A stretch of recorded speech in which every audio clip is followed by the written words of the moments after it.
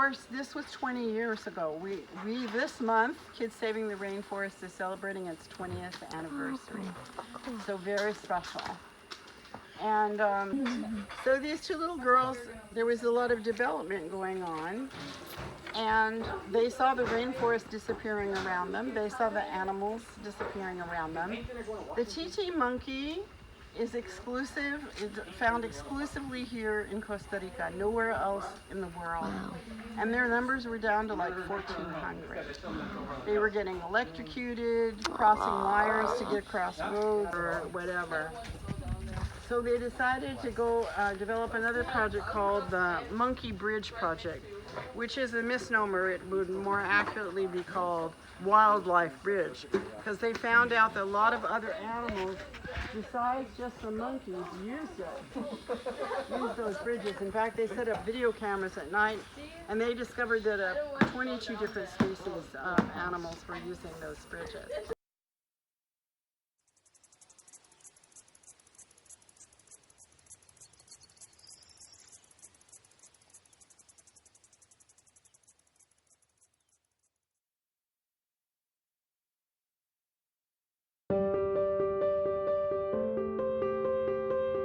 Here is an example of the monotiti that she was talking about.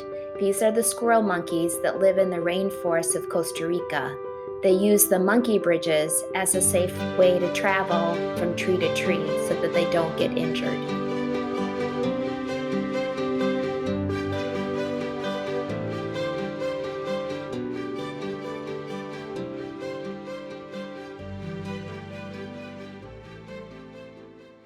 Sanctuary, a couple that were former pets. I'll tell you more about them when we go and see them. We don't have any howler monkeys at the moment. The howler monkeys, if they're by themselves, once in a while we get one in that's been injured and they have to recover. They're all by themselves. They're very unhappy. Aww. They stay in small troops, like maybe 5 to 8 individuals. And when they're isolated like that, they cry. And cry and cry and cry. So once we get them through the acute phase of whatever their problem is, we will ship them to another rescue center that has other howlers, so they don't have to be isolated. You know, animals can get really depressed to the point where they'll refuse to eat and then they'll die. Aww. Now, when they're electrocuted, it may kill them totally instantly. It may injure them mildly. It may injure them internally where you can't see it, but it becomes evident that there's injury as you try to help them to recover. And this is an after picture. This is what this monkey should look like. The face you see is all healed, and they're a beautiful animal. They're really a beautiful animal. This is a before and after. This is just a baby porcupine. His name was Bob. They named him Bob. And here he is. Kids Saving the Rainforest rescue information updated. 77 different species have been rescued. In the year 2016, they rescued 225 animals.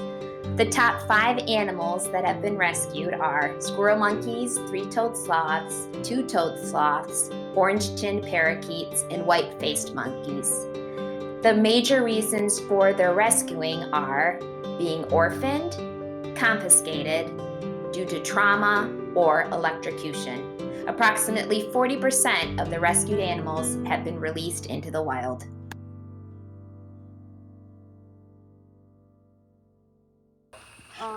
Are here for a reason. They cannot survive in the wild. It's been determined they can't survive in the wild. Now, as you're close enough up to him that maybe you can see he's got a problem. Yes. His beak. You see that beak? Yeah. He's about 3 years old now. We got him as a very young bird. He was about a year. Hi. Hola. Hola. He can say hola. And he had been taken so young that they were feeding him with a syringe, and apparently only in one side of the beak, and so the beak got scissored. And when we got him, it was really bad. He couldn't even feed himself at all. Aww. In the wild, of course, they also have to forage. Getting back to Mr. Bouche here, Bouche means mouth in French. He actually had surgery. He had pins in his head and a brace and everything to try to straighten out his beak. This is Bouche. He's a scarlet macaw, and scarlet macaws mate for life. He will never be released into the wild because he needs to be fed by humans because of the deformation of his beak. This is the little outdoor kitchen where volunteers will prepare the different types of food for the animals. They have a sign that tells them what type of foods they should prepare and how small the pieces need to be cut. And it's a critically important component of the entire setup here, because when an animal is brought in, and on that table where she's working right now, it's metal, a surgical table, they're evaluated. They, do they have a chance of surviving? Do they have to have surgery? Do they have to have treatment? They have to have medicine? What? There's another room behind that room, and for the acutely ill animal, for a few days, sometimes as long as a few weeks, they may be actually staying there. This front area, typically the birds that we have, there's no birds in there at the moment, but they'll hang the cages out so they get more light and air in that area. They don't allow, and this again, Menai rules. Menai has a lot of rules for us. Like no animal that potentially could be released can be on display. So these animals, these all animals in the sanctuary are all available for you to see because they can't be released. Well, a little bit of a lie there, because we did release some of the Chichi monkeys, the ones that were deemed releasable, and prior to that they were also on the tour. But it hasn't inhibited them at all. They've made their own troop and they're bounding around here in the trees. There are also some troops of... Oh, so those are the nocturnal ones. the nocturnal ones. Yeah, and there's at least one more in this box here sleeping, which is normally what's happening when you do the tour. Uh-huh. But this guy decided to be awake. Well, and the behavior is a little worrisome because she's blind. Oh, she is. And she goes around and around and around the cage, like, incessantly. These guys live in groups of like only 7 to 8 animals, not huge troops. Like Chichi monkeys can be in troops of like 70 individuals. Ooh. And the white-faced monkeys also quite large troops. But they are nocturnal and forage only at night. I think they're a really beautiful animal, very appealing. Their little heads, they call them honey bears as well. You gonna come over here so we can get a better look at you? Oh, she can hang her body weight from it. She can pick things up with it. When she gets close enough, you can see that her eyes are really messed up, particularly the right one.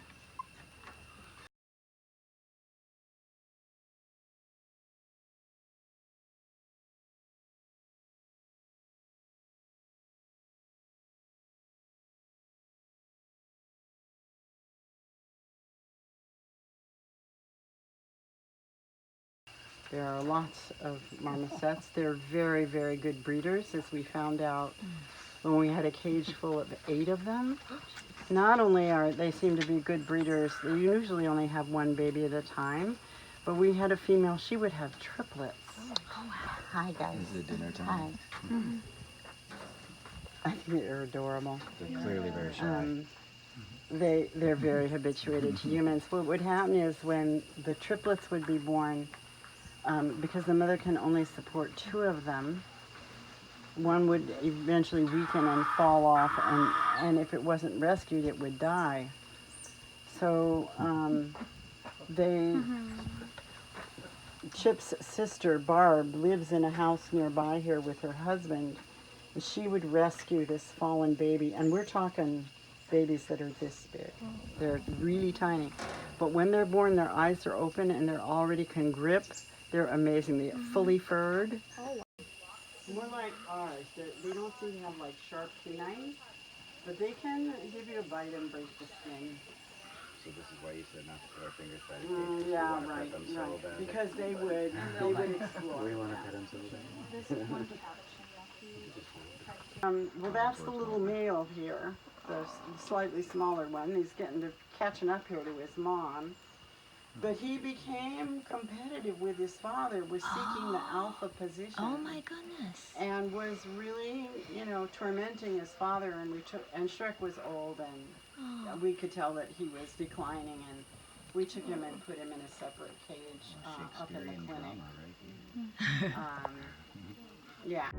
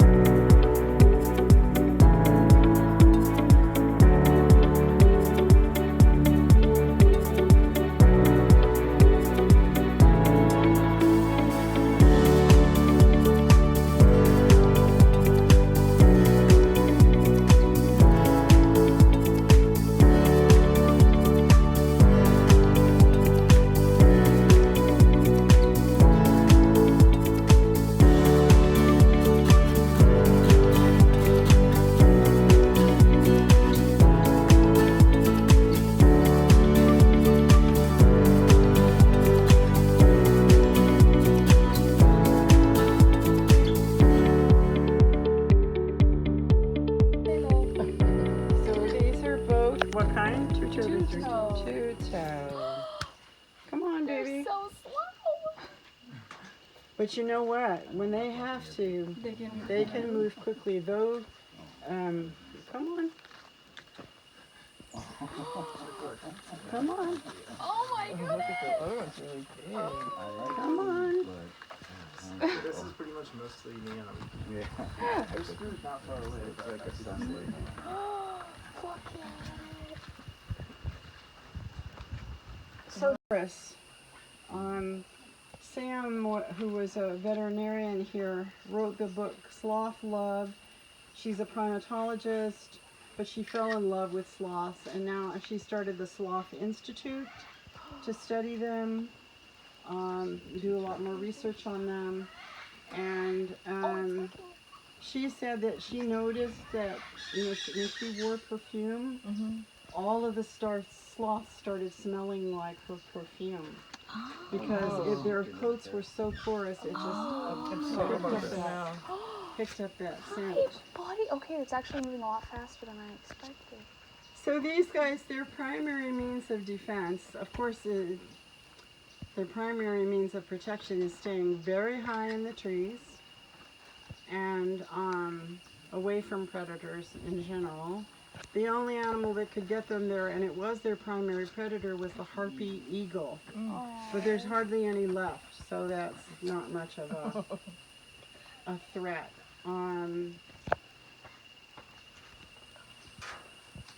They hang upside down when they're moving, but they also sleep upside down, mate upside down, give birth upside down.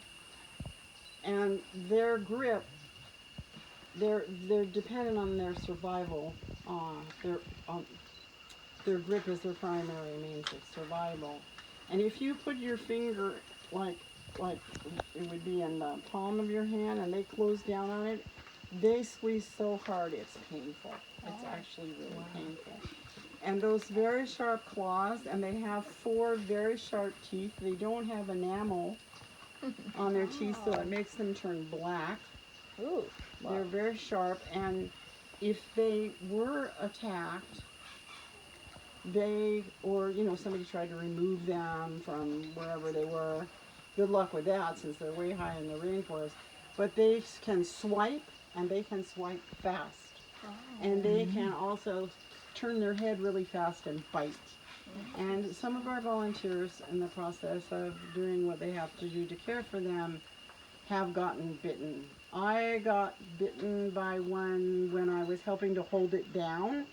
It took 4 people to hold down one adult sloth. Really? They're very strong. To get treatment. And of course it didn't like what we were doing to it. And sees us as predators, so I'm sure it was totally freaked out by the whole experience. But we had to, it would have been electrocuted, and we had to clean the wounds. It's eating. Are you getting a video of it? Again, what is this leaf it's eating?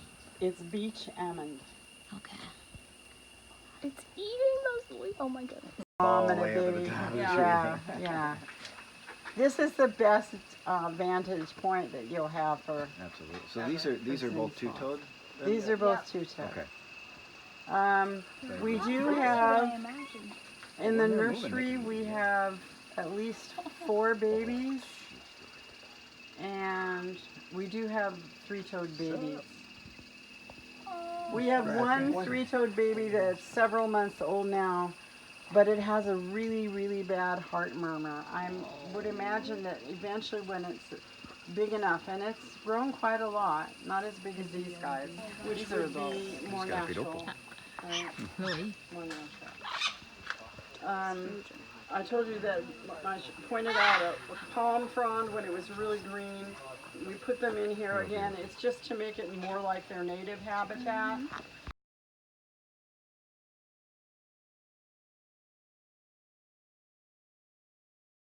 With a stick in Manuel Antonio National Park. Oh my goodness. Wow. Oh, That he's snake got it actually coming. grooming her. Oh, look at there. Carefully grooming There you her. go. Getting all the fleas and stuff off. Oh, And if they get a snake, if they capture a snake, they will actually divide the snake into pieces and share it amongst the troop. They're very omnivorous, as I said. They get a whole variety of fruits and vegetables. Eggs, again, the primary protein source. They don't seem to be as fond of the hibiscus flowers as the, particularly Darwin is. They normally have one baby. They can have twins. Yeah.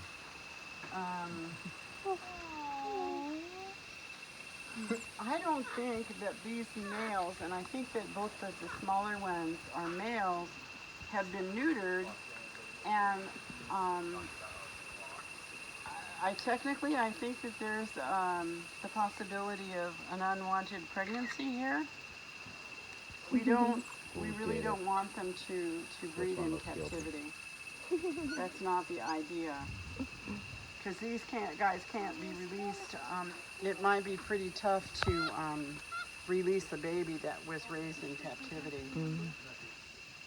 Not taught how to fend for itself in the rainforest. Taking the rock. Hi. That is trying to get a rock. Hi. Is that a watermelon rind? Yes. Oh. They like watermelon. And the other thing about the food that we saw being cut up, they cut up the pieces according to the size of the animal's hands, like in the case of the monkeys. You can imagine the size piece that one of those little marmosets could handle compared to the big chunk that a spider monkey could have. These guys can handle pretty big pieces too. It looks like it's drinking at the bar. Last call. Now, there used to be another alpha south, and there are actually a number of other physiological differences between the two species. His name is Alvarito, and he was neutered so that he wouldn't crossbreed. Yeah, we don't want crossbreeding, whatever that might bring, good or ill. Also, we don't want any interbreeding in general. These are all former pets.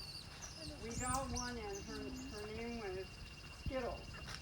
She had been taken quite young from her mother and was living with a family, and when she was 9 months old, she bit the mother of the family right here on the nose, took out a chunk of nose, and that was it for her. She said no more monkeys, no more monkey pets.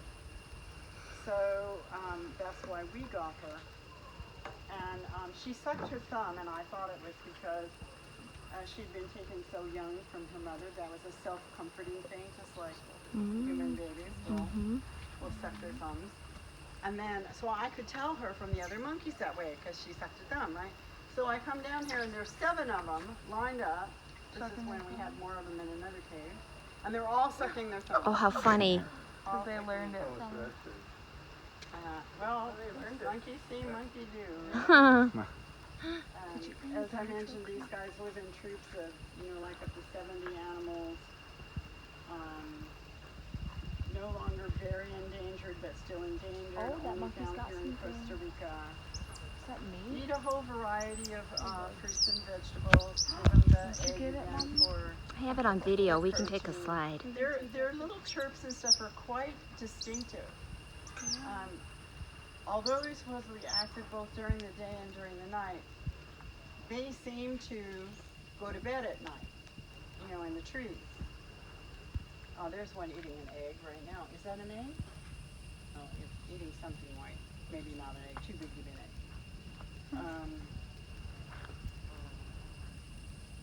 And I was at a restaurant, and there was distinctively TT monkey noises coming from the tree there next to the restaurant. And it was sort of dark. And we turned a flashlight off from the phone on, and it was packed with TT monkeys because it was loaded with fruit. Loaded with fruit. They have them at mangoes, I think. Oh yeah, and he says like 70, 80 monkeys. Wow, they were the first monkeys we saw when we were waiting for Barry. Notice they don't have a prehensile tail. They use their tail for balance. Volunteers to go do is collect insects for these guys. And you'd never be able to catch enough anyway. Anyway. You could breed insects. We did okay with giving the anteaters a chunk of termite nest, but when we tried to do ants nest, because they bite, it was a disaster. No more of that. That is not. Up here on the first top there, it's an extraordinarily beautiful white fox. If you'd like to find out more about Kids Saving the Rainforest, you can follow them on Facebook, Instagram, or at their website.